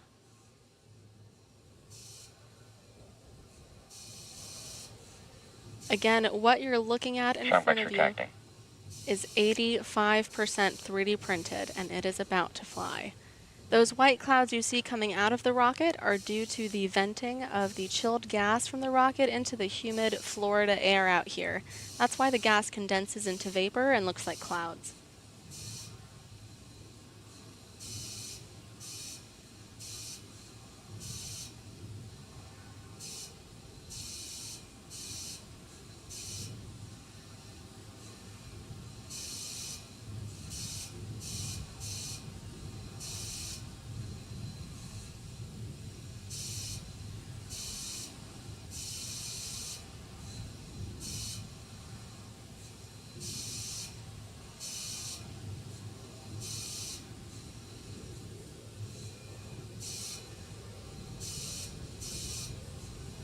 I'm hearing that our T-clock will resume in about 1 minute. Announcement on countdown. This is the LD. The T-clock will resume in approximately 20 seconds. Transitioning to terminal count.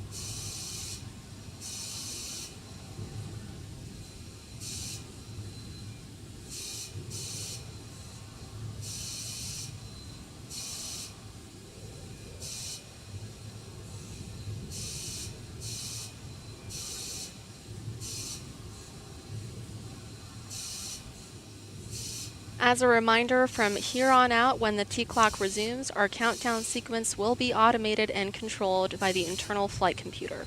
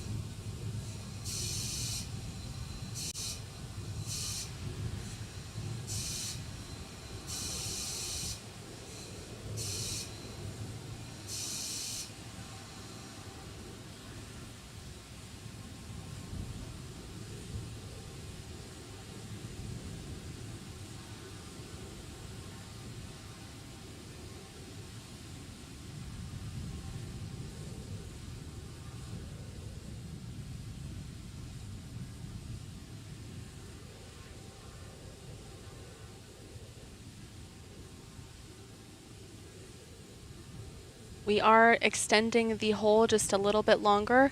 We're going to stand by for further updates from Mission Control.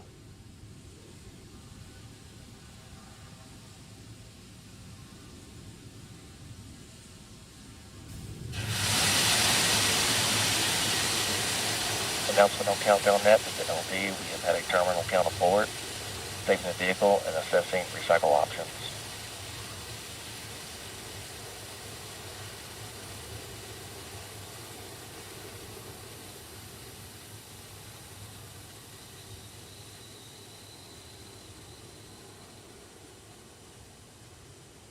You heard that announcement from our launch director. We're going to have an update momentarily as to what happened with our automated abort.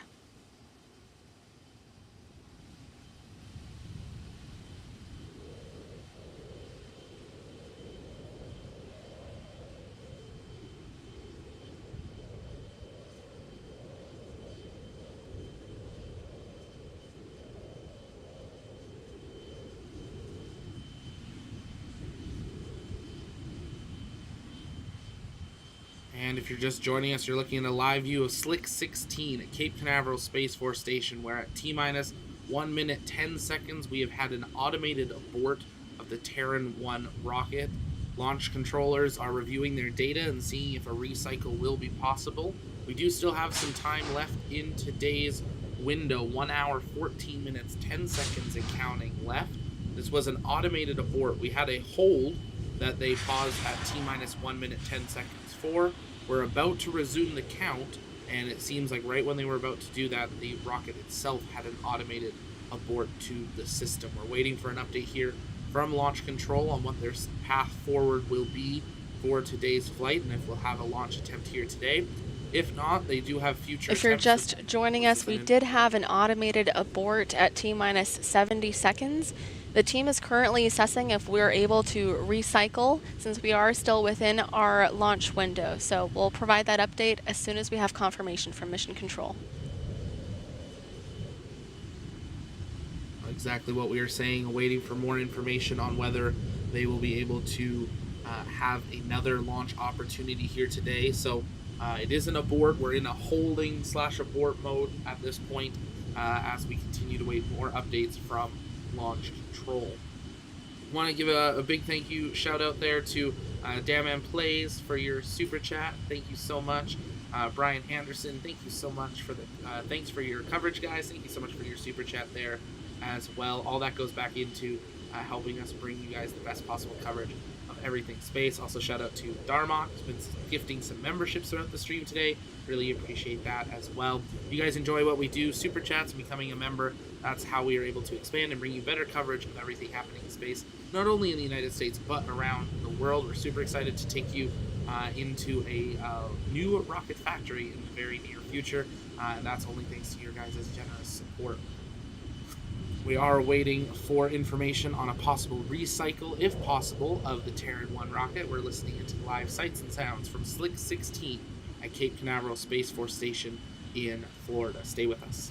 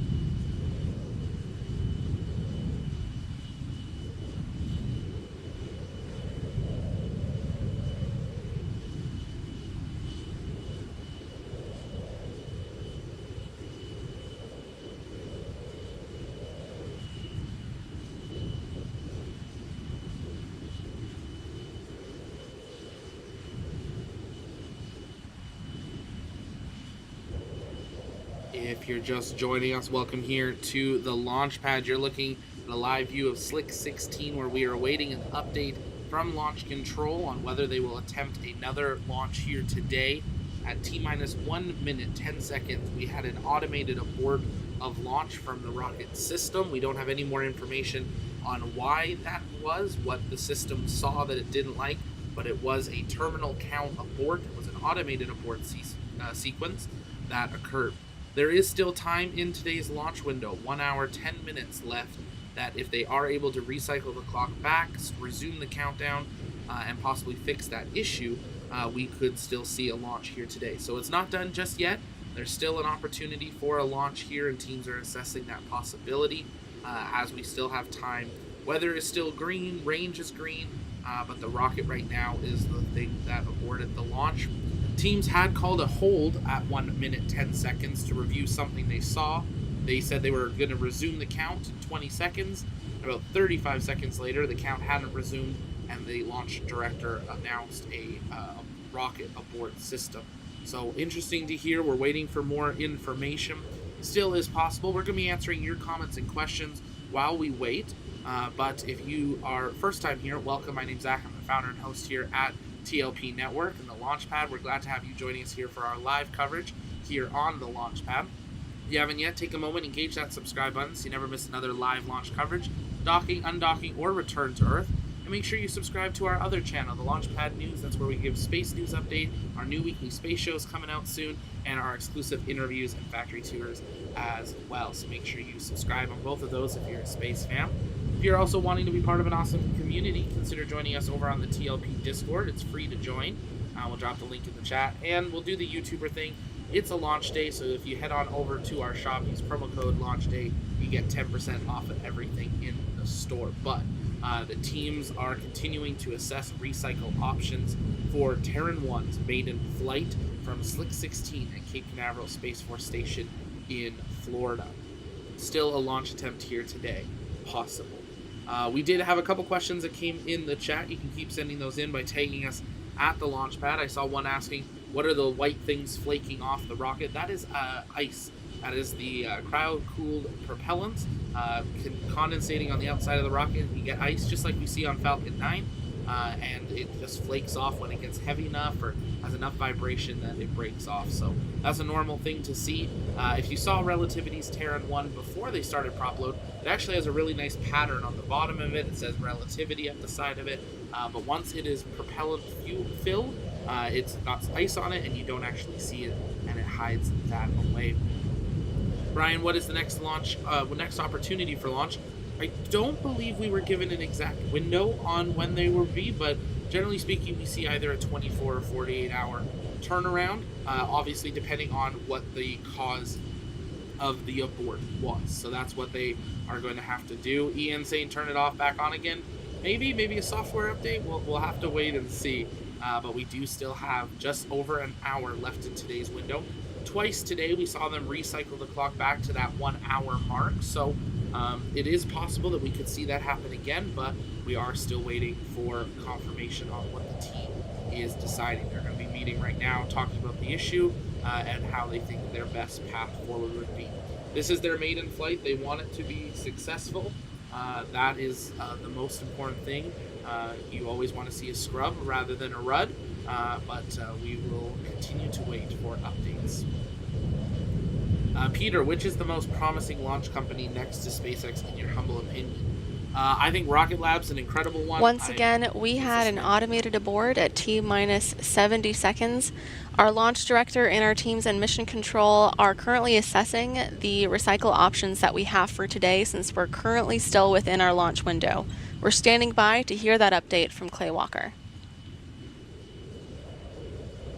Yeah, I really enjoy Rocket Lab. I think there's a lot of startups coming up that we don't know enough about. I think Relativity is one of them. I think they have a really great idea and kind of path forward, so we'll have to wait and see. There's Relativity, there's Firefly, and many others. So we also have a lot of small sat launchers coming online too. So there's a lot of new companies to follow, and it's an exciting time in space. And ultimately, we need a lot of them. Space, you can't do it with just one company. We do need a lot of them. So exciting to follow all of them, and that's why we bring you full coverage of as many of them as we can, and are excited to be expanding that coverage here in the near future. Again, if you guys have questions, you can keep sending those in the chat by tagging us at the launch pad, and we'll work on answering those. Saw a few people asking when will Crew 5 undock. We've been waiting to hear on that. They are monitoring weather for recovery conditions and stuff. Earliest we had heard they were targeting Friday, but we are waiting for a confirmation on that timeline. But when we do have that, we will of course be live to bring you coverage of Crew 5's undocking and their return. A couple of people asking what's a recycle. Recycle is when they can roll the countdown back to an earlier time and go through the launch countdown again. So it just means restarting basically, but not starting right where you're at. You recycle back, you scroll back to a previous state, and then you resume the count and you go again. So that is what we are waiting to see if they will have the ability to do. 1 hour, 5 minutes, 5 seconds left in today's launch window. DB, what's the advantage of using methane fuel? Big thing for methane is the ability to use it. The thought is on other planets, on Mars, and it's another option. If everyone was using, RP1 and different things like that, you would start having the demand, production would have to greatly increase. And other people are looking at also cleaner options, more affordable options, and different things like that. So many benefits to using it, but it all depends on what your engines use. Relativity made a new engine, so that is what they designed their engine to use. But if you're just joining us, you're looking at a live view of Slick 16 at Cape Canaveral Space Force Station in Florida, where Terran 1 is remaining on the pad after a automated rocket abort at T-minus 1 minute 10 seconds of holding. We were already in a hold, but the rocket aborted. Teams have retracted the strong back from what we heard. It looks like they may have now put that back into place while they safe the rocket and assess any possibilities of continuing forward with the launch.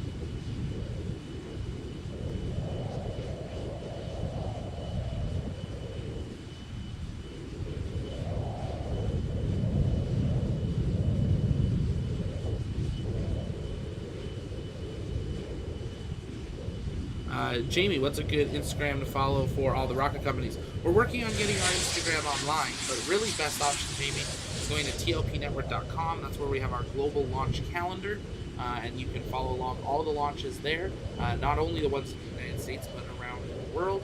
And that is updated every minute, basically, with the most up-to-date information that we get from these launch providers. So that's our recommendation. We are working on doing some new Instagram and social media strategies to be able to bring you out like weekly schedule updates and stuff. So you can stay tuned for that on any of our social medias, or consider joining us over on the TLP Discord. It's free to join, and that's where you can get notifications for launch alerts when we actually go live.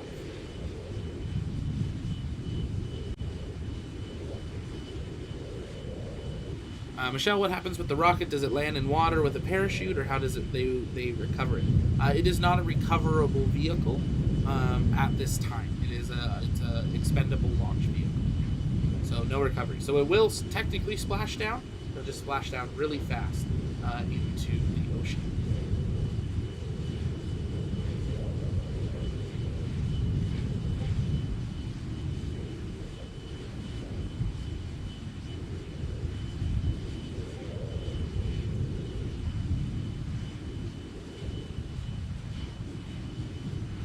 Again, you can keep sending in those questions in the chat. Stay with us as we now have 1 hour, 2 minutes left in today's window. Okay, we've seen that they've updated their T0 clock to 46 minutes, 25 seconds, and the clock is running. It does look like they are going to go for another attempt here today. T-minus 46 minutes, 15 seconds, and counting. We're going to sync our clocks here in just a moment. All right, I just received confirmation that we are going to recycle, and we have an updated T0 time of 15:55 Eastern. So again, that's 15:55 Eastern, approximately 45 minutes from now. We're going to keep going.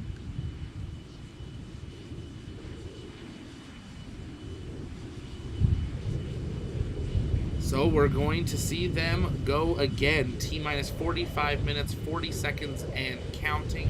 Are working on updating our overlay here with the updated T0 as they have now resumed that count. They have recycled the clock back, and they're going to go for one last attempt in there. 45 minutes, 20. To provide an update on the cause of the previous automated abort, the stage 2 oxygen temperatures were out of limits, so that's why we had that abort at T-minus 70 seconds. Now we're going to resolve this issue and continue on with our recycled and new T0 time of 15:55 Eastern.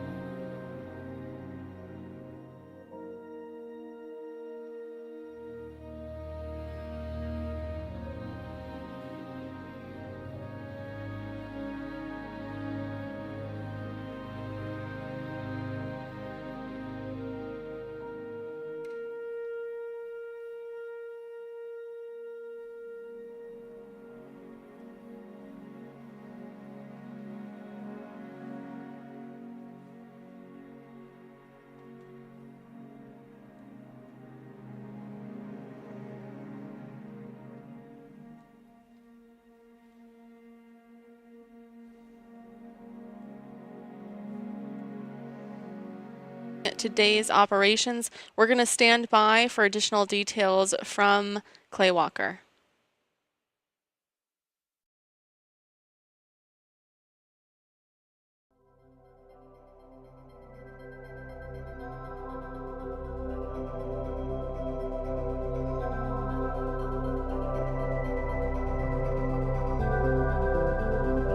And if you're just joining us, you're looking at a live view of Slick 16 at Cape Canaveral Space Force Station in Florida, where we are awaiting a statement from Relativity Space. They have halted the countdown and removed it from screen, and we are expecting that they are going to be calling a scrub to today's launch operations.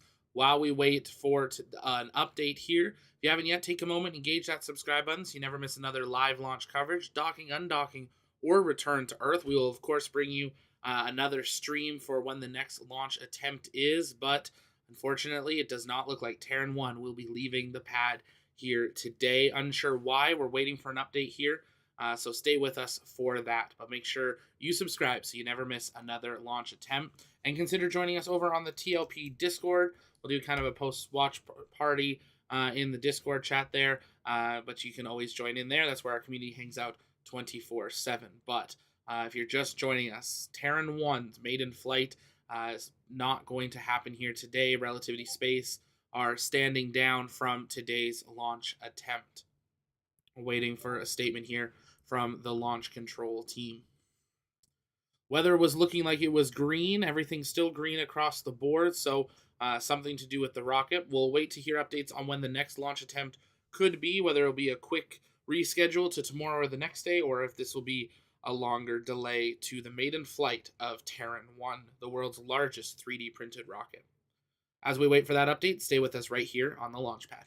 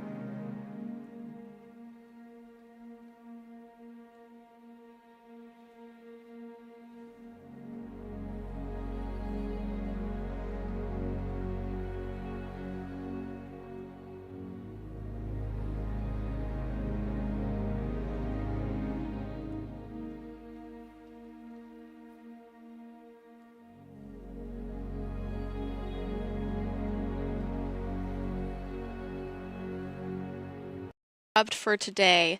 But while we obviously had high hopes for sending our Terran 1 off today, we're going to continue to take a measured approach so we can ultimately see this rocket off to max Q and beyond. Once we have an update on the timing for our next launch attempt, we will share that via Twitter at Relativity Space. We hope you will join us again soon to see the world's first 3D printed rocket fly. I am Rachel Aniceto. And I'm Arwa Tizani Kelly. Thank you, and see you next time. And there we go. They have officially scrubbed today's launch. If it was your first time here, though, welcome. Thank you for joining us for our live launch coverage, or attempted launch coverage, of Terran 1, the world's largest 3D printed rocket. Unfortunately, we didn't get off the ground today. Space is hard. New rockets are even harder. And of course, scrubs are better than RUDs. If you haven't yet, take a moment, engage that subscribe button so you never miss another live launch coverage, docking, undocking, or return to Earth coverage right here on the Launchpad. And make sure you go follow us on the Launchpad News. That's our second channel. Make sure you follow us there. That's where our space news updates and exclusive one-on-one interviews and factory tours come out. So make sure you follow us and subscribe on there as well. And consider joining us over on the TLP Discord. It's free to join, and we'll be hanging out in there throughout today and every day as we continue to watch this new era of space exploration. But thank you so much for joining us here at TLP. It's our mission to inform and inspire the explorers of tomorrow, because we believe that space is better together, and we were glad to have you joining us here. But from now, from TLP HQ, my name's Zach. I'm signing off, and we'll see you next time. Bye-bye.